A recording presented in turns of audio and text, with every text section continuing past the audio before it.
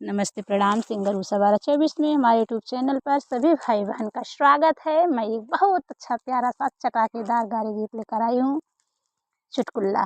एक बार ज़रूर सुने, तभी भाई बहन आप सबको इस गाने गीत का आनंद मिलेगा। और लाइक सब्सक्राइब करना ना भूलें और हमारा भी सपोर्ट करें। अरहरिया में तीन पाती तीनों कालीदार बा। अरहरिया में तीन पाती तीनों कालीदार बा।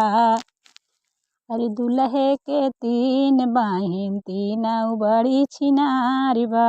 दुल्हे के तीन बहिन तीनों बड़ी छिनार बा। एक ठे बड़ी सोझ बाटे एक ठे बड़ी टेढ़ बा। एक ठे बड़ी सोझ बाटे एक ठे बड़ी छिनार बा। एक ठे मोरे भैया के साथे आवई बिनु तैयार बा। एक ठे मोरे भैया के साथे आवई बिनु तैयार बा। अरहरिया में तीन पाती तीनों कालीदार बा। अरहरिया में तीन पाती तीनों कालीदार बा। दुल्हे के तीन बहिन तीनों बड़ी छिनार बा।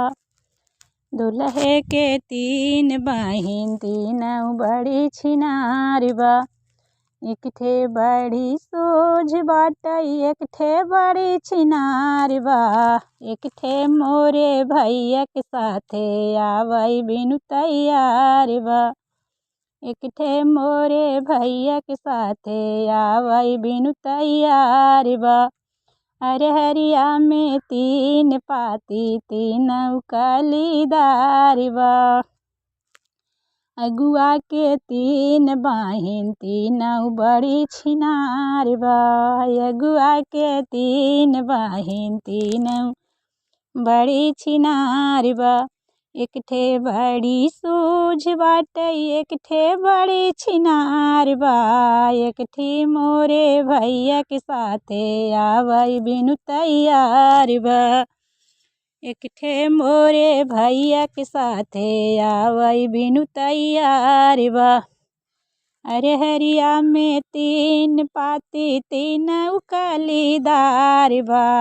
अरहरिया में तीन पाती तीनों कालीदार बा। कुल व्रतिया हमन के तीन बहिन तीनों बड़ी छिनार बा। अरे कुल बुढ़वन के तीन बहिन तीनों बड़ी छिनार बा। अरे कुल चुरकिया हवन मोचिया हवन दड़िया हवन के तीन बहिन तीनों बड़ी छिनार बा। कुल बेटहन हवन के तीन बहिन तीनों बड़ी छिनार बा। एक ठे बड़ी सूझ बाटे एक ठे बड़ी छिनार बा।